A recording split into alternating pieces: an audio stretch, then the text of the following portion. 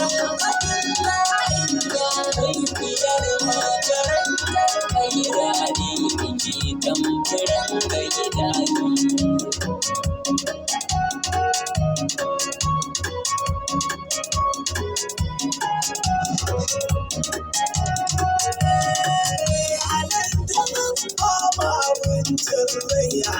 Zuciyar wani kanta ƙwarai harifa ce idan ta zuba su dukin ta ta daidaita bayanan ta sun bigi ta sanin wallahi ta kasaita muka yi hotuna ba tare tana murmushi da hawaye wani ɗaya ta rike sunayen mu sai dai muke ta furta.